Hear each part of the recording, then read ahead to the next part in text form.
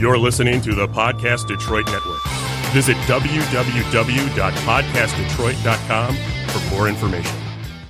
Detroit City of Champions. And it's also the name of the website and the Facebook page. It's also the name of the greatest season in the history of American sport. Greatest forgotten season. It's the greatest season, and it has been forgotten. And we're bringing it back. Don't call it a comeback. So, so we're going to bring it back. We're going to dive into these stories. We did the Lions. We kicked it off last week and delving into the Lions a little bit. Potsy Clark. And how the Lions came to be with Potsy Clark. Yeah, well, we're the big thing to introduce, to the Lions is Potsy Clark. I mean, he's we labeled the episode the forgotten genius of George Clark. Yeah. And as we were talking about in the last episode, he could easily be called the father of the Detroit Lions. Mm-hmm. And he was to the Lions what Frank Navin and Mickey Cochran, sort of a combination of Frank Navin and Mickey Cochran were, like as far as like a central figure in the story to the Lions, to this Lions team. I mean, he's just a critical figure to understand in order to understand where the Lions came from, the team that came. That became the Lions and how they won that 1935 NFL championship. It's essential to understand about Potsy Clark. So because I didn't know he was no longer a player, right? Because I was used to Mickey Cochran being a player manager. Potsy ended his career over during World War I? Yeah, World War. I was like won the American Expeditionary Force Championship. Yeah. But he was a powerhouse on the field. He was just he's a superstar. He's just a. I mean, we went down the list last episode. Just like every single team. I mean, from high school, college. I mean, everything he went through, they were like undefeated season, and he was the star of every team he went. He played on. And I guess you're bound to pick up a few things. Yeah. Undefeated season after undefeated season. So that, we talked about like where he came from, playing for the University of Illinois, the AEF championship in World War I. And then we got into the how he came to the Portsmouth Spartans in 1931. Right. So where do we go with Potsy? Where do we go with Potsy next? Where did we leave off exactly? Well, we left off at the 1932 NFL championship game. Okay. And so from that. That's right, because that was the very first NFL championship. Exactly. And for as far as the records are concerned, and this is this story in itself is really worthy of the episode. Whether you're a Lions fan or not, because just the story of how the first NFL championship came to be is very, very cool. Because they didn't have an NFL championip game. There was no NFL championship. Whoever finished with the best record won the NFL championship. That's how it went. Okay. But at the end of 1932, what ended up happening was the Green Bay Packers. This is the season. If for viewers who saw the last show. The Portsmouth Spartans beat the Packers in the Iron Man game, where their players, their 11 players played the entire 60 minutes of the game. Yeah, and that was Potsy Clark this is budding rivalry with the Packers that one of the things originates. One of the reasons for this rivalry originates at the end of 1931 when the Packers had declined to play the Spartans and basically won the championship because they didn't even need to face the Spartans to do it. Brats. Exactly. And so this animosity grows and for whatever reason the next season Potsy makes this declaration to Curly Lambeau, who's the coach of the Packers. Right. That they're the next time they play him, they're gonna only use 11 men, and that they're gonna beat them. Yeah, listen, we're only using 11 guys. We're gonna smoke you. We're gonna smoke you on the field. Yeah, and that's what he did, and that's what the Spartans did. They were that talented that they could play 11 guys and then beat the Packers. And then the game that they beat them in 1932 was the one that basically knocked them out of the championship running. And so which is interesting is that the Packers had won 10 games that year. And I believe if you want to look it up, it's the Spartans had 6 wins, I believe. And I think they were 6-5, but they had a bunch of ties, and ties didn't count for anything. Yeah. And so what ended up happening is that even though the Packers had way more wins, the Spartans and the Bears tied for first place just because of a winning percentage at the end of the season. And so in order to decide who would win the championship, they had to play like a one more playoff game, so to speak. Okay. And then the NFL had actually been looking for a way to have sort of a World Series of football. The World Series was so popular in baseball. Yeah. And so this was a natural result of that, is to say, well, let's have a playoff, a playoff game. The only problem is that it was later in the season, and there was these massive snowstorms ripping through the Midwest. The previous game in Chicago, they played at Wrigley Field back then. Yeah. The previous game had only drawn 4,000 fans in Chicago, the previous Bears game. And so now a few weeks later, whatever it was after that last game, it was, the weather was way worse because it had already been cold. And now they're saying, well, if we have, this could be a chance for a serious moneymaker. This could be a really big moneymaker. So if we have it outdoors in a blizzard, I mean, who's going to come to this? They're not going to do it. So they decided to play, and then when I say they, I mean George Halas, who was the owner and coach of the Chicago Bears. They decided, let's play an indoor game at Chicago Stadium, which was the home of the Blackhawks, the ice arena. Look at that! Yep, there it is. Yep.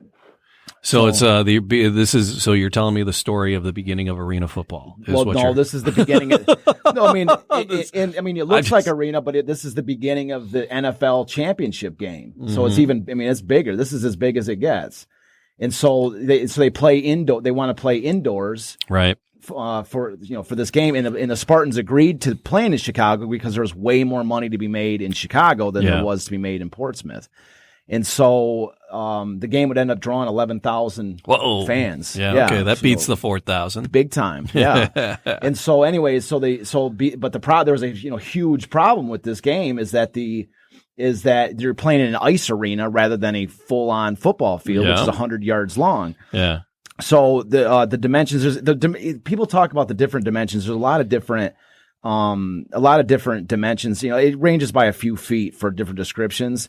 So I'm just going to go with sort of an overall estimate of the ones I've found is the most ones that kind of agree with each other is that the overall length of the arena, where they played, the playing surface was 80 feet long, in that there was 10 feet marked out on either end zone. And so the actual playing surface was 60 feet. Or I'm sorry, it's not 60 feet, 60 yards. Instead of a 100-yard football field, it was 60.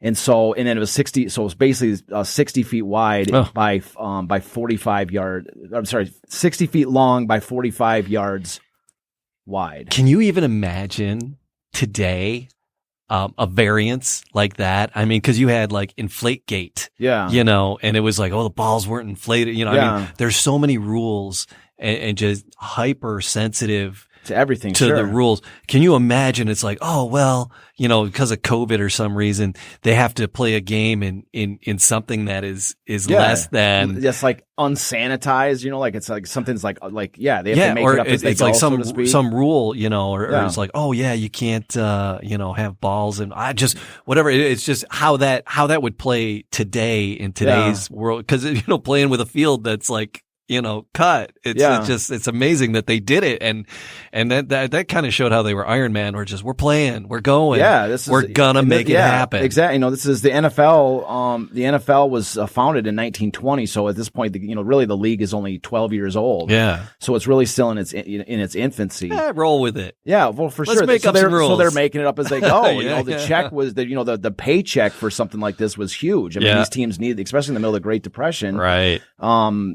This is a big potential payday. So sure.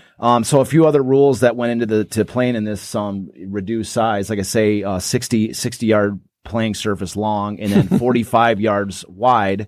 In the normal surface wide is 50 yards. Mm-hmm. And so also besides that, so in order to sort of rectify that, to adjust for this, So every time a team crossed midfield with the ball, they were automatically brought back 20 yards. Okay. To compensate for the shortness of the field. Right. And then, and so also what had never happened in the NFL prior to this was they call them hash marks on the football field. Right. Yeah. And so the hash marks, a lot of times, the way that it works is, whenever a ball, like if the ball goes to the left of the field or to the right of the field, the way it is now is the ball is brought to those hash marks, to center the ball in the middle of the field more. Where back in these days, there was no hash mark. So if you went out of bounds, if the player went out of bounds, then the play started like literally like right near out of bounds. And so a lot of times the team would have to use up a play to reorient, just to get more to the center of the field. Right. So you got your center on the edge and everybody lined up off to the side of them. Yeah, that's virtually what would have to happen. Is they would be right next to the end out of bounds. So in this case, they made those hash marks just so that they knew, because you couldn't be that close to the boards like that. And so those hash marks were created, to keep people, to keep the players away from the boards. Mm-hmm. And then we're going to see in a second, like that's one of the rules that ended because of this game. That's what ended up sticking. Like literally that became a permanent rule change because it worked out so well. Because of this first championship game. Yeah, and so there's that. I did not know that. Yeah, a few do. So anyways, and so then also the goalposts that were originally in the back of the end zone, in the back, in like the very limited, the back end of the field, they were actually brought out to the goal line for this game, to make it easier for kickers to score and to increase the point scoring. Mm-hmm. And that was another fixture that was made permanent after this game. Okay, was that, and then what else do I got here? So those are two massive changes to the games. So anyways, so the game itself was a defensive battle for the first 3 quarters of the game. Okay. All right. So it's 0-0. Oh, I left out one thing. So going into this game, so both teams, they're the top winning percentage in the league. But the Portsmouth Spartans, their elite number 1 player, we've mentioned his name a couple times already, is a guy named Dutch Clark. Yeah. And so Dutch Clark is an elite, he is one of the best players in the NFL, like one of the top 2 or 3 best players. And conversely, on the other side, the Chicago Bears have Bronco Nagurski. And just by his name alone, Bronco Nagurski, like this guy, there's some videos that maybe we can get to in another episode, showing Bronco Nagurski is like the nearest way that I can describe him, because I've seen a ton of videos on him. Yeah. Bronco Nagurski was like the Shaquille O'Neal of football. Oh. That's why I describe him. Like Shaquille O'Neal in basketball was like just overpoweringly physical and dominant. Mm-hmm. Like you could never block a shot from Shaq. Mm-hmm. Like he'd break your arm if you tried to block one of his shots. Likewise with Bronco Nagurski, you physically could not tackle him by yourself. If you attempted to tackle Bronco Nagurski by yourself, you'd end up with literally broken bones. What was his height, his weight? Off the top of my head, you call me there. I think he was like, take a look, man. It was like, he was just a monster. When you see a picture of Bronco Nagurski with his shirt off, this guy, especially in the 1930s, when you see a lot of these other players that are Iron Men football, so they're all look like super athletes. They're chiseled, but they're by comparing them to NFL players of today, they're nowhere near as bulk. They're back then they were just elite athletes. Got it. And so, but Bronco was like this monster. He was a tank. He looks kind of like Tarzan Christensen from the Lions, but he's even bigger than he's wider. He's wider than Tarzan Christensen. He was 6'2", 226 pounds. That's stacked. Yeah, dude, he was a monster, and he was a running back. So this is a guy that they would eat. So this is the thing about Bronco Nagurski is he was an absolute tank. You could not tackle him one-on-one. That was the rule back then. Was you never tried to tackle Bronco Nagurski. Don't go for the shoulders. Even two players trying to bring him down was sort of a risk. Right. And the goal was to use 3 players to tackle him at all. To any time you went to to tackle him. The goal was to clog up the line with him and then just bring him down with a pile of guys because he was that big. He was that much of a mauler. But this is what's interesting is as good as he was as a running back, he was a better blocker. So a lot of times they wouldn't even use him to carry the ball. They would use him as a blocker for faster running backs, and he would just maul people. I mean, he was that good. And I mean, he's like one of these figures. It's like the Michael Jordans, the Shaquille O'Neal, like these legendary, these guys that are just elite athletes in the game. Well, there he all right, is. like elite. Yeah, there he is right there. That's tight end. Yeah, he was an absolute monster, and he was also their defensive. He played defensive tackle on defense, and he was just an absolute. I mean, you never ran to his side of the ball. Offense or defense, no matter wherever Bronco was at, you either tried to avoid him, or you tried to like gang tackle him or whatever you could. And so, of course, the Bears would use that as a weapon. They would fake they were giving the ball to Bronco, and half the team would shift to try to tackle him. That's coming from the Star throw Tribune the ball the other direction. and the Minnesota Sports Hall of Fame. Yeah. That's where we're pulled that image from. So anyways, I this build up for Bronco, it's just to show that so that's what the Bears bring to the table for this 1930, and they built this entire offense around Bronco Nagurski. They've got if you picture the Bears team, they're just basically like a team full of monsters. But a lot of these guys play on both sides of the ball too. Exactly. Yes, but they also have some of the most physically imposing people in all of football. So it's not just Bronco. They've got a bunch of other guys that are all that are just monsters. There's a ton of Hall of Famers that come off of that Bears team. He's a good-looking Joe there too. Like he was a wrestler too. He had a hard time with the ladies, I'm sure. So they anyways to mention Bronco Nagurski, that's the Bears ace in the hole. That's their superstar that they bring to the table. Now the Spartans on the flip side of the weapon that the Spartans bring to the table is Dutch Clark, who is not anywhere near the powerhouse that Bronco Nagurski is. He's a completely different player. So Dutch Clark is just like the elite of the elite athletes of his era. Like anytime he touched, he was more of like, he's like, anytime he touched the ball, he was a threat to score from anywhere. Whether he was throwing the ball, whether he was running the ball, catching the ball in a punt. Punt returns were some of the biggest. Back then, punt returns were like one of the biggest thrills of the game because it was like a guy would catch the ball and then have the opportunity to thread his way through the entire defense. Yeah. So punt returns were like the big action moments of the games. They were much more emphasized punt returns than today's game. But Dutch Clark, we got to get a better picture of him. That's an old one. But he's got some really cool pictures because he like. Anyways, it'll work. Yeah. You get an idea of his face. I got better pictures to bring out of him. Yeah. But the reason I mentioned it, so Dutch Clark is an elite athlete, an elite scorer on offense, right? And then on defense, he was also an elite defender. Like he played safety. He was like an elite defender. And we'll probably do a whole episode on Dutch. Yeah, but the reason I'm introducing so this we got thing, the bookends on the teams there. But now I'm going to pull the rug out from underneath your feet because here's the thing: is that Dutch Clark, their answer to Bronco Nagurski, is gone from the game. No. Yes. Why? Because he had taken a job at in Colorado at Colorado College, and he had already left for the Colorado before they had announced that the game was going to be played, this extra game. Oh, no. And so when they tried to recall him, I can't. His contract had already started and the school wouldn't let him come out. Oh my goodness. Yeah.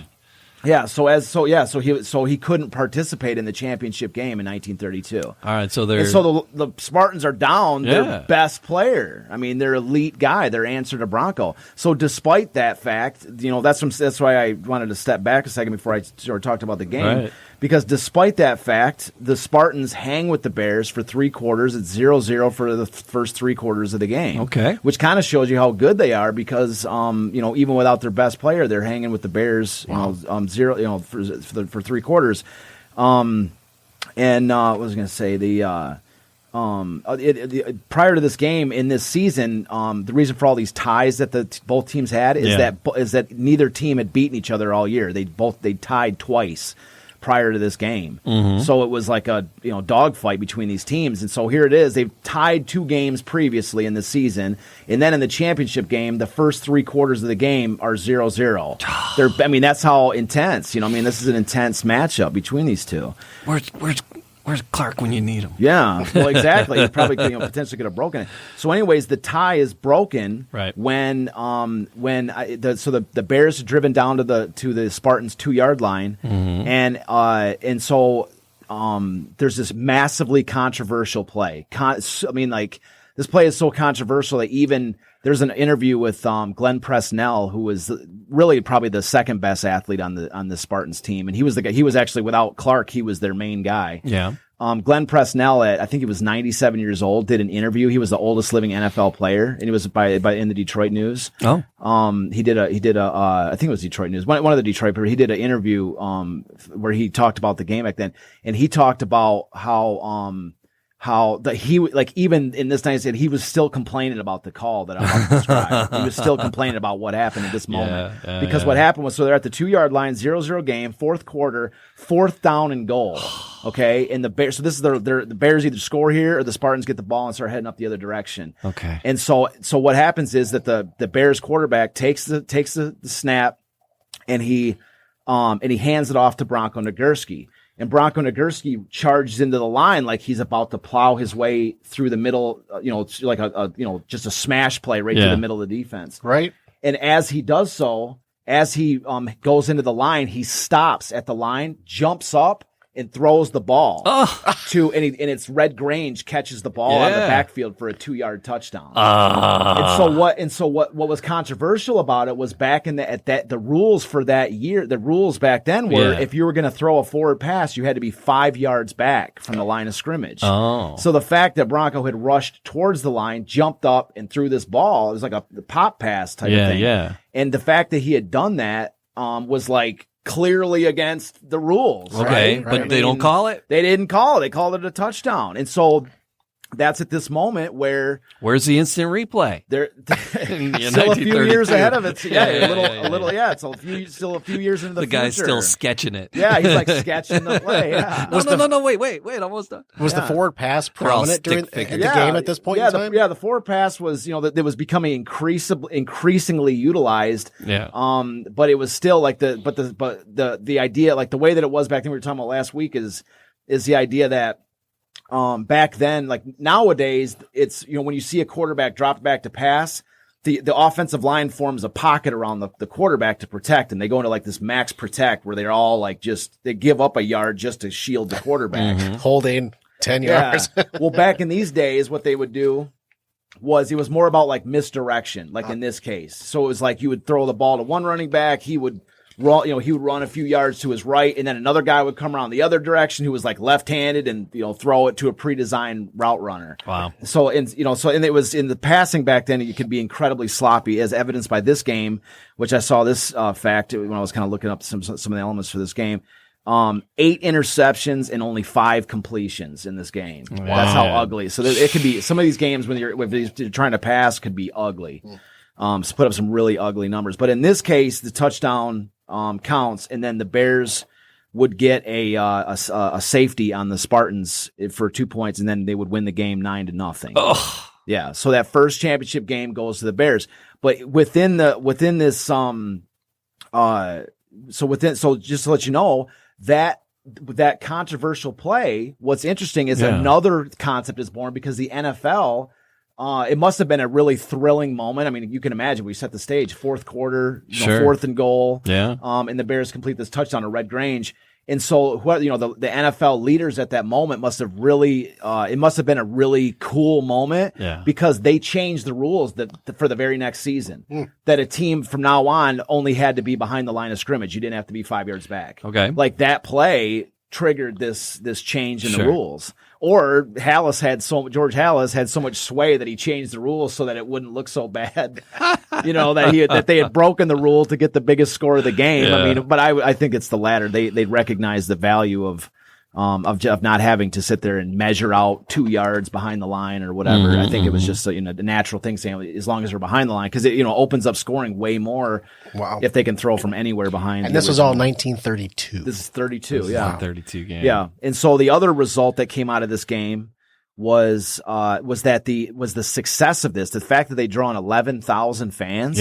For this. was so, I mean, this was a massive payday for everybody involved at a time that money was probably the number one concern, no matter what was going on. 32, man, that's tough times. Yeah. Yeah. So anyways, so what came out of this was the NFL then broke up the league into two pieces. It became the East and the West. Okay. So every year thereafter, there would be an NFL championship game played. Okay. Every year thereafter.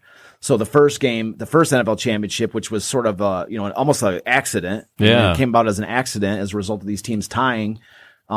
Became an institution and eventually became the Super Bowl, the way that we know it today. Yeah. So that's why I say it's almost as important story just for, I mean, whether you're talking about the Lions or what, but this is the Portsmouth Spartans. Potsy Clark is on one end of on one side of the field, and Potsy Clark and the Spartans are on one side. Yeah.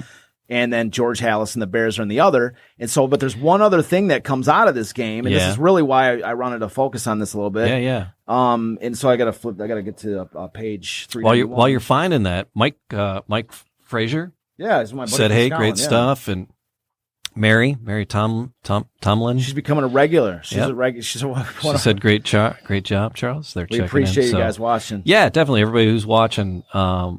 We love it. Like lots of people tuning in through the Podcast Detroit pages and the Detroit City of Champions I set page. up a watch party on my page as well. So excellent. Thank you, Matt Fox. Matt Fox, Matt, killing it on the boards, and I'm just pushing your buttons, Jamie. That's all I'm doing. I love it, man. So there's one other thing that comes out of this game, and I wanted to actually read the quote because it's kind of a rare thing. You don't really see too many places. Yeah. And so this quote comes from a book called Monster of the Midway, Bronco Nagurski by Jim Dent. So it's more of a I wish I had the year written down right here, but when the book was published. But anyways, it comes from his book, and this is a quote that says, talking about the championship game, and just to give you a frame up. So when you're going to hear the word Gutowski, and this is Ace. His name is Ace Gutowski. Okay. And Ace Gutowski was one of the best running backs, like in the history. I mean, especially early history. He was kind of the Lion. He would eventually become. He was the Spartans and the Lions version of Bronco Nagurski. Okay. But not as physically terrifying. Like he was your bruising, running back, blocker, so to speak. But he wasn't, and he also played defense. He was a great defender. And Ace Gutowski is like one of my favorite players. I mean, plus his name is Ace. Like, how cool do you gotta be? Ace. How about you play for us today?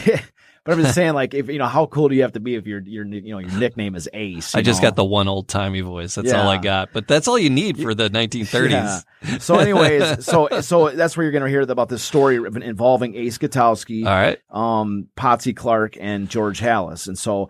In 1932, it says, in 1932, Gutowski was tripped by coaching legend George Halas in a championship game against the Bears. With the Bears leading and 4 minutes left in the game, Gutowski took a handoff and began returning the ball along the sideline. Halas stuck out his foot and tripped Gutowski as he ran past with the ball. The officials didn't notice, but Portsmouth coach Potsy Clark went off like a Roman candle and told Halas he was playing the game under protest. Halas reportedly responded by yelling, "Protest this," while saluting Clark with his middle finger. Yep, with a single finger. Yep. So that's one other thing that comes out of this game. I mean, if there wasn't a rivalry already, George is a cantankerous little cuss there, isn't he? This is taken a little bit later. Yeah. I think this is more of a 1950s picture. Sure. He's a little older than this because he was. He looks cantankerous. Oh yeah, no, he does. Yeah, that's kind of why we grabbed that photo because it kind of shows. I think it captures the way that I picture his demeanor was that he was like intense type of character. So that really, if the rivalry between Potsy Clark and the Spartans had not been born prior to this game, right? It's certainly that incident right there. Yeah, certainly did not, didn't reduce the animosity any. Yeah. Especially the fact they got beat in this championship game. So anyways, so really to sum up, what we were talking last week and then what we're talking about this week is that you've got two burgeoning, hot rivalries with the Green Bay Packers and Chicago Bears with this very specific team, the Portsmouth Spartans, with these players, with Potsy Clark, between all there's this whole, swirl of rivalries brewing. You see what I'm saying? Yeah. And so, just growing excitement for the sport. Well, I think this is within the game. Yeah. This is a rivalry within the game. And so the fans that see this, especially as the team, as we're probably going to get into the Potsy Clark with the Lions next episode, but as they transfer, as the Spartans become the Lions and they move to Detroit, the Detroit fans are like, oh, who's this team? This is our brand new football team. Maybe thinking they're like, kind of a, let's see if they're going to be good this year or not. Yeah. And then they watch in the game and there's this like blood feud being fought between these players. Right, you know what I mean? Right. Like, they're like, man, like these guys want to kill each other. Yeah. Like these guys hate each other. Like, where did that come from?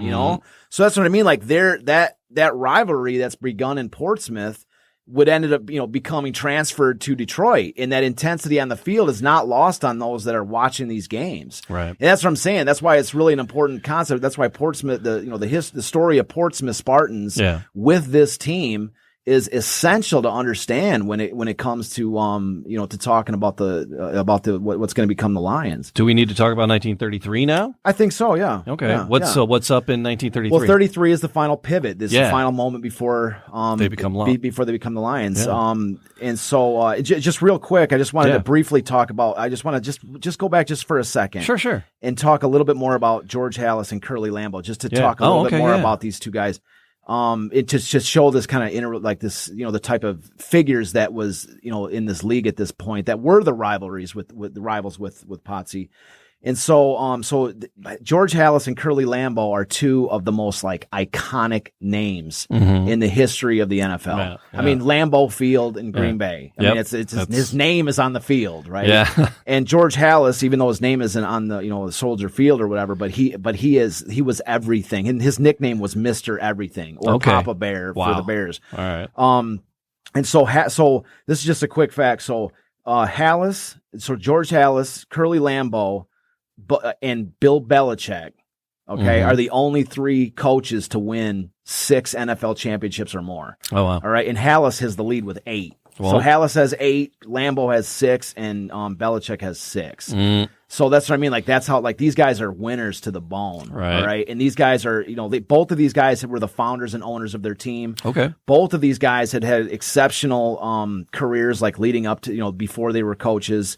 Both of these guys, they started out their teams as, like, for instance, George Halas was working at a company called A.E. Staley, which was a starch manufacturing company. Okay. And then they had basically like a semi-pro football team that he played for, like totally under the, like not anywhere, it was just a team that played, and he was their star player. Yeah. And then he took that team. He actually dressed them in orange and blue to reflect his alma mater, which is Illinois. Okay. And then that team would end up, there's a whole lot of other elements to it, but that team would become the Chicago Bears. Huh? And he was the founder, owner, all this stuff with this team. Was it Halas? Founder and coach of the team. Right. Was he a player before that in his team? Absolutely, okay. Yeah. So he played with they called the Decatur Staleys / Chicago Bears. So Halas played from 1920 to 1929. Oh, okay. And then Curly Lambeau, he also played. So what was his career? So 1919 to 1929. So basically the same. They're playing at the exact same time, both of these guys. So I'm sure they cross paths a few times out on the gridiron. Lambeau played for at Notre Dame with Newt for Newt Rockne in 1918. Oh. And Curly Lambeau was similar story to founding the Packers. Was he worked for a company called Indian Packing Company, which had just a football team on the side, and then he became like the best player on this team. And then he made this team, like it was just like a regular team, like there's other teams around the country, like they weren't part of anything super special, but his team was so good with him on it that they were like, so they ended up in 2 years later after he was just playing for this team, they were so good that they were like, well, we're going to play in the NFL. Like they became so good with him. It's a beer league going, hey, basically, let's jump into the NFL. That's kind of the scenario. Yeah. But that these two legendary figures were both players for these teams that they founded, and they were so good. They made their team so good that they, in essence, played their way to the NFL. What a time that a team could do that. that you could have just well, what's preventing somebody from doing it now?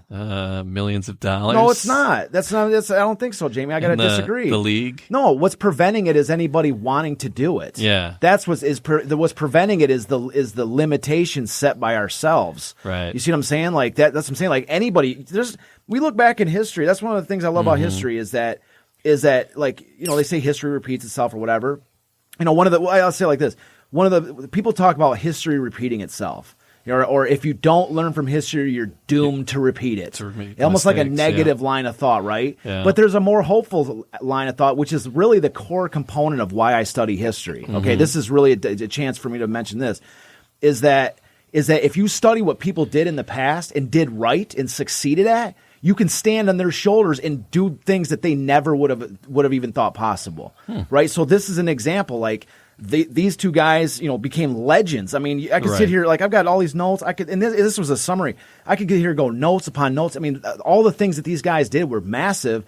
And they started out. They started their teams. They made their teams good. Like they were like, they just did it because they loved the sport, and they built their teams into something and became legends, basically with their own bare hands. And so that's like really the American spirit. I mean, it is. And so. If somebody and I guess that's why I'm getting kind of into this component, because this is my other project I'm working on. Yes. That's what I'm trying to do. Right. This is what I'm trying to do. Yeah. But for Major League Baseball, yeah. I'm going to build my own team and win my way to Major League Baseball, because I know I got something, and there ain't nobody between me and MLB that's gonna be able to stop me. Okay. So that's what I'm saying. So I will be doing this. This blueprint here. I'm not following theirs. I got my own. Okay. But that will, like I say, the only thing stopping anybody from wanting to do anything in this world is their own restrictions on themselves. So that's what I'm saying. So it is possible, and So anyways. So Curly Lambeau, George Halas got you riled up there, brother. You know how I work. You know how I roll. You know how I roll. I get into something. I sink my teeth into something, and I got a thought I want to convey. That's it. I saw no soapbox in any way, shape, or form. There's none underneath my seat over here. That was just you doing you. That was great. I went off script for a second. That's it. No, it's good. No. Not that we really have a script. No. I got a little bit of a note things going. So anyways, like Halas is like this. You can see by his person. There's that photo. I think kind of captures the way he was, which was. He's up there, both these guys are pioneers of the game. Right. Halas is, this like determined, like, like intense individual that is going to, as you see with this example of Ace Gutowski, if it's true, tripping Ace Gutowski in a field to win a game. You can see how that the intensity of him. And then Curly Lambeau was a little more of a flashy, sort of flamboyant character. Super sharp dress, basically found his way into newspapers all over the place. Yeah. They say he was a royalty in Green Bay because of all the stuff he was doing. He was building this like dominant team in Green Bay. He was born and bred in Green Bay as well. He was a native son. So you have these two guys, and then the one thing that I like, one of the things I saw about the two of them which I thought was interesting was that Halas and Curly Lambeau, the connection they have is that they never shook hands with each other ever in their careers before a game. Would never. Neither one of them wanted anything to do with each other. And so you see the intensity back then. And this is what I mean. That's why some of these stories with these games are so interesting, is because like you mentioned with the other game, how they would never do stuff like this now, with the with the stadium and stuff like this. But this I was saying, sometimes that's one of the things that I look at sports today, and that's one of the things I want to bring back with the stuff I'm doing with the other project I'm doing with baseball, is that everything is so sanitized today. Right. Everything is so sanitized. You can't the players are told not to do any celebrating. Everything is it's like an unwritten rule. You're not allowed to do this. You're not allowed to do that. You're supposed to do this. You're supposed. It's you see players give interviews and they're just like, oh, it was a good game. We tried, we did our best. Everything is so sanitized. Oh, yeah. It used to be back in these days or whatever, it was they made up the rules as they went along. Yeah. And the rules of the games were basically only there because they to stop from the abuses of these people that abusing the previous rules, right? I mean, you look up some of the early history of baseball, like the Baltimore. You ever want to read some great stuff?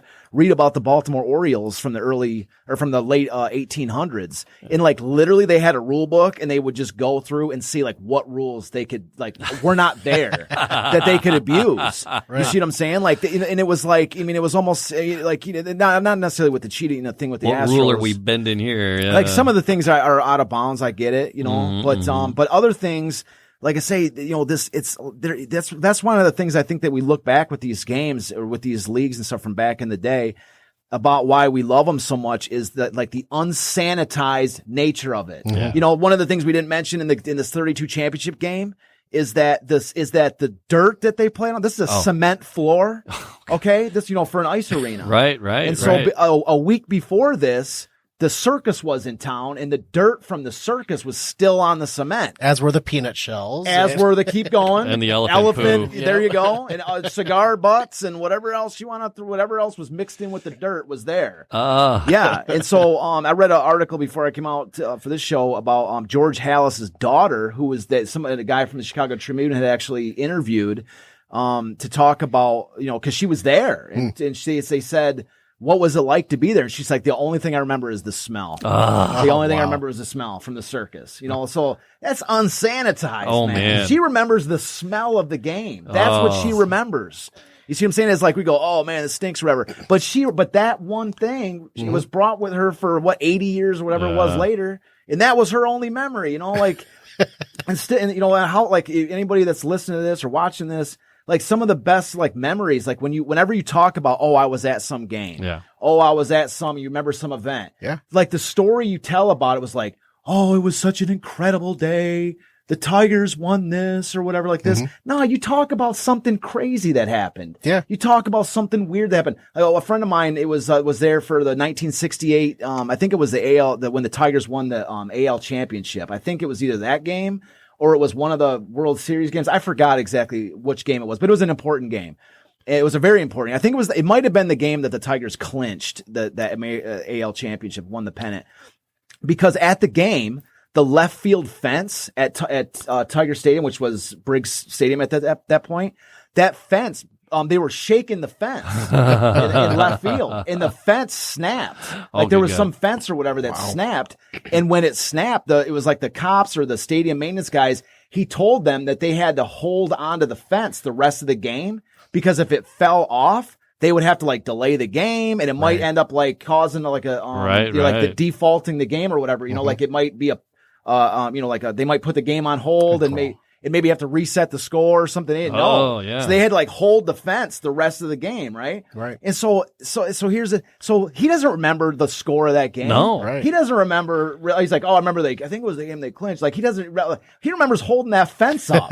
That's unsanitized. Right. So that's what I'm saying, is that some of the best moments in sports, like it's like we got to like, pad everything. We got to have everything, super clean and super like this. But like, I think, like I say, some of the best moments, like, just take your gloves off. Like the stadium doesn't have to be perfect. Right. The players don't have to be perfectly dressed. In fact, imagine a baseball team or whatever that's, like some of the, there's a show on Netflix where it talks about the Portland Mavericks. Yeah. And like this team, they're like, they didn't have the best jerseys. They didn't have the best, their jerseys were sometimes dirty or ripped or whatever like this. They're like, oh, but man, we love that team. It's always like that team that is not perfect, that is grungy or dirty or tattered or whatever like this, that people love. Right. You see what I'm saying? And that's what I mean. So, So to the 1933 championship, it was Green Bay 32, but in 1933.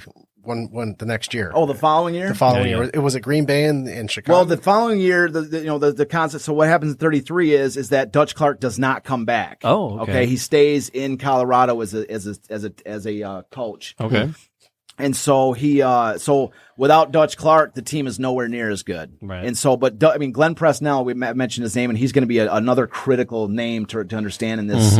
In this story, especially with the birth of the Lions and all this. He was one of the guys that picked out the colors for the Lions, for their jersey colors. But Glenn Presnell became was like their number one guy in 1933. And Portsmouth was still competitive. I mean, they finished with a 6-5 record, second place to the Bears in 1933.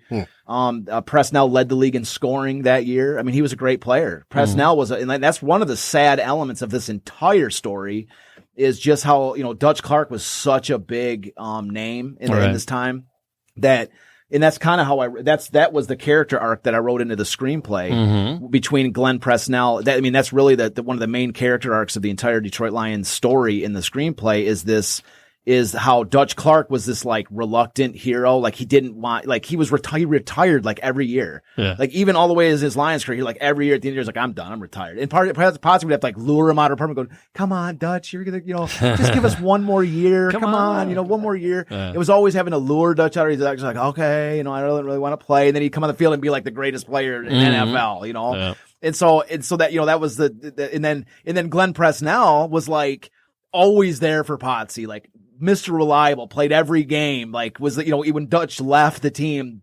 Glenn Presnell leads he's now the new leader of the team and leads them to a 6-5 record, second place. And so, he wanted to be the guy. Yeah. He was always, and he was one of the best players in the team, but he just wasn't as good, like really, he wasn't that next level elite like Dutch. And so he was always in this shadow of Dutch. And that's the story I have. And so he was a guy that wanted to be like sort of the guy, that's why, at least how I wrote the character arc and the two, like the sort of dichotomy between those two was that Dutch like didn't even really want the fame and glory. Yeah. He just kind of liked playing the game. And then Presnell loved playing the game as well, but he, was like, constantly in Dutch's shadow no matter what happened. And like, he knew that without Dutch, they weren't, anywhere near as good, but, he wanted to be the guy at the same point, which is, and they were both starting quarterbacks because back then we play Iron Man football, but you still, you had, and this time you had, they played a single wing offense. So you'd have 3 running backs and then another, player split out. So it was like really 4 running backs. And so a lot of times what would happen is that Glenn Presnell was the starting back. He would start the game. Okay. Excuse me. And then, so he would start the game and he would do his thing, and Potsy would sit back and watch to see how the defense was reacting to his game plan. Yeah. And then once he had the defense measured, he would replace Glenn Presnell with Dutch. And then Dutch was like Dutch was like a Napoleon. And once he got out there, Potsy was like, this is what you want. Yeah, that guy, that right cornerback is just terrible. Like target that guy all day, So he would give Dutch like a sort of a directional thing. And then Dutch, once he got out there, would just be poetry in motion, And so, and then, they would play in the same time. Him and Glenn Presnell would play at the same time. But anyways, 1933, they did not have Dutch Clark, and the team would, the team would finish in second place. The Bears would go on to answer your question, Matt. The Bears would go on to beat the Giants in the next NFL championship. Okay. Thank you for that. Yes. So the league is split in half, and the Bears would beat the Giants in the next actual purposeful NFL championship game. Yeah. Wow. And if you look at the records from 1932, you'll notice that the record, because that even though it was a championship game between the two of them, usually that doesn't factor into the regular season standings. In 1932, it did. It was really just looked at as like an extra game. Okay. And so that game factored into the overall season records of both teams. That's why it's not tied in the, when you look at 1932. Okay.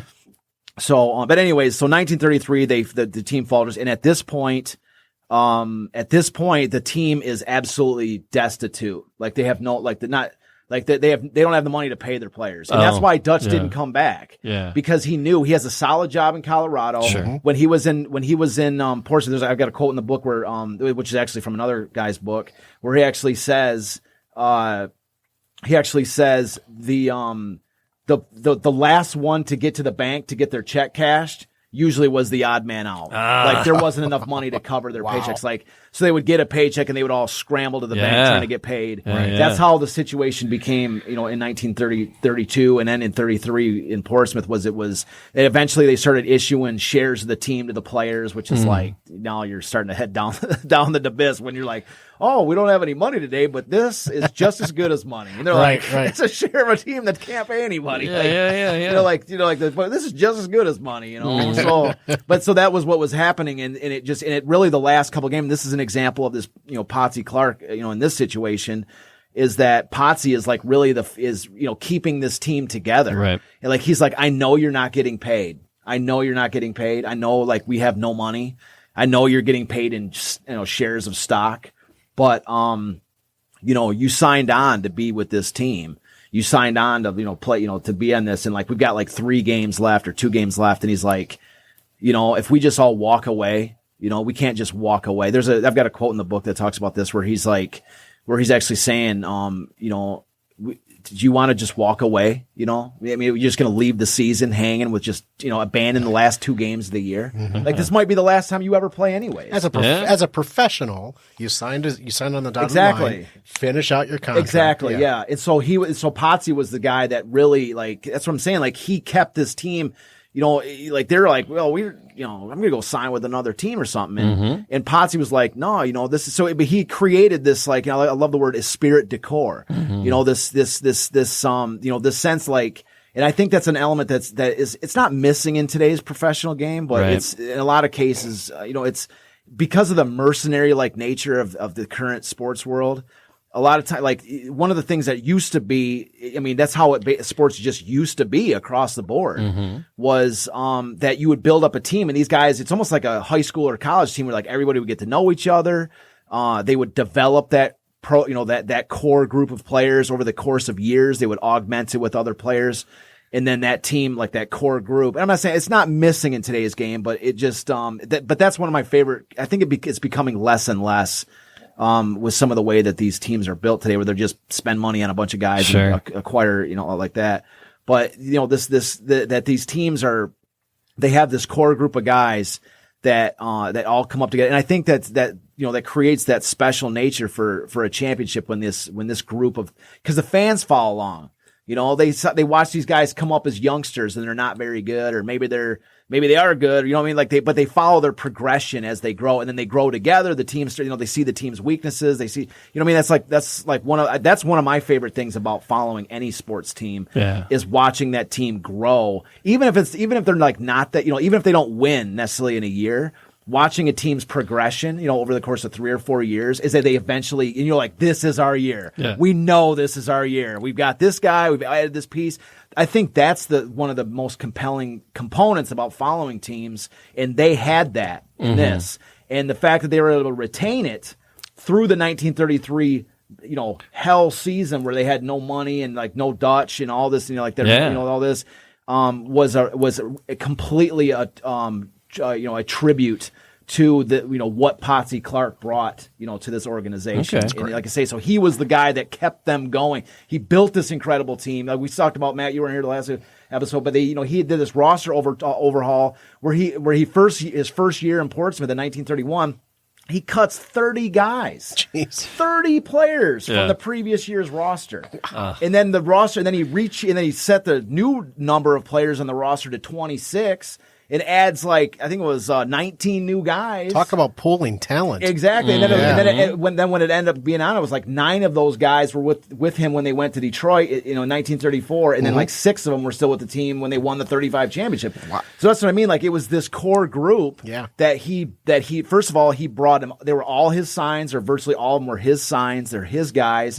He drilled these guys relentlessly. Potsy Clark's style of developing a team was, he would have 4 or 5 plays, okay? And all these plays, these players would be able to do them blindfolded, okay? That was his objective, was drill.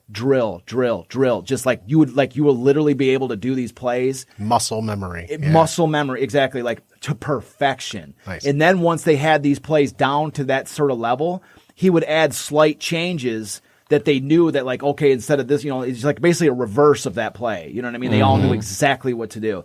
And then there's a great quote in the book that talks about, that's actually Dutch Clark's own words, where he talks about how the team would be driving down the road, headed to a game, right there in a bus or whatever. And Potsy would see a blank slate of grass, and he would say, "Stop the bus." They would pull over, and they would start running that drill in the open field. Man. They would just like literally like for like an hour, like I just love in the that. middle of a bus drive. Yeah. Can you imagine that today? Yeah, unsanitized. But Yeah. you see what I'm saying? There, it goes back to what we're saying, like this element, like that's what makes this folklore. Like to say folklore is this underappreciated sense, in sports where it's like, these players in the past are bigger, more heroic, went through harder things. Whatever. And they did. Well, yeah, but each generation says that about the generation before. but at the same time, but they're like even like the 1980s, the 84 Tigers, and I'd be like, 84 Tigers, and people are like, the 68 Tigers, like that was the year, that was the team. You know what I mean? Like there's this folklore, and it's 84 Tigers are all out doing blow. Yeah. I don't know about all that. That's on you. You're throwing that out there, Jamie. I'd be careful. There's some Tiger fans listening. They might take offense to all that. So I didn't see that in the history books anyway. But anyways, but there's this, like I say, that sense of folklore, that sense of like not, being, that's, like the sanitized. I think this is what I'm trying to get to. The first sort of team that comes out and is just like unsanitized, you know what I mean? Like does that kind of stuff that says like, and that's what I'm trying to get to with this team that I want to bring out is, we don't care about the ballpark. Our ballparks are going to be the worst ballparks in the country that we play at. But that's going to be like, I think people want that. I think that people want this, like, oh, check out our $50 million ballpark. Like, I want to watch a baseball game. Yeah. Like, imagine, just imagine this. But dude, a Ferris wheel. Come on, a Ferris wheel and a merry-go-round. Imagine a professional baseball team. I'm not talking about major leagues. I'm talking about like a minor league team that just has like a basic ballpark that seats like 2,000 fans. Okay, it's really just has the seating for 2,000, right? Because how many people are actually watching when they're? It's like there's no frills. There's no carnival. There's no like. It's not some $30 to $50 million ballpark. It's just good enough to play baseball at, right? So the entire product is focused on the field itself. You see, like that team. Okay, imagine a professional team coming out like that and challenging like other leagues around the country. That team, like when anybody focuses on that team or on that on that thing, they go, their ballpark is a dump. Their ballpark is a total dump. But hot dogs are amazing. Yeah, but like maybe we even have a grill out there you're cooking hot dogs or hamburgers on for these fans or whatever. But my point is that would be one of the most interesting teams in the country. It would be. Because they're the only team out there that doesn't have a $50 million ballpark. You see what I'm saying? Like I think that there is actually a market in this current world where people are tired of, where we look back and go, oh, man, that is so cool that they would stop the bus on the side of the road and practice.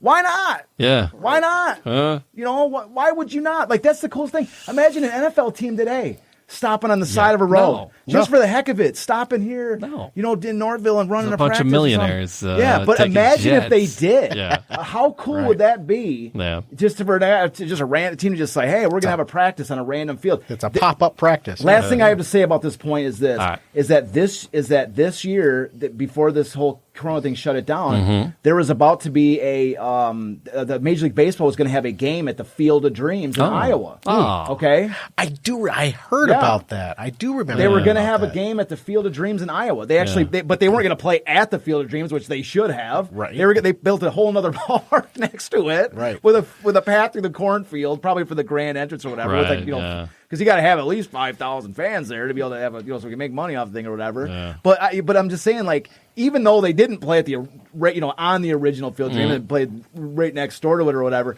they were saying like this is going to be the most interesting game out there, right? And why wouldn't it be? They're playing in a cornfield. Or these ice hockey games where they play at Comerica outdoors. Yeah. Right? You see what I'm saying? It's like this sort of unsanitized thing. People have this longing, I think, for that. And so, anyways, that's that's where. So we're going to pause it there, and we're going to head into 1934. Yeah, we'll go into 1934. Yeah, 1934 launches the transition of the Spartans into Detroit as the Lions. Cool. And so, thanks to everybody for that's where we're going to go with it. Yeah. Hanging out and listening in. Like, subscribe, leave a comment, and the website is DetroitCityOfChampions.com. All right, Facebook and all the socials, you find us there. And till next time, we'll see you. We'll see you next week. Thanks, guys.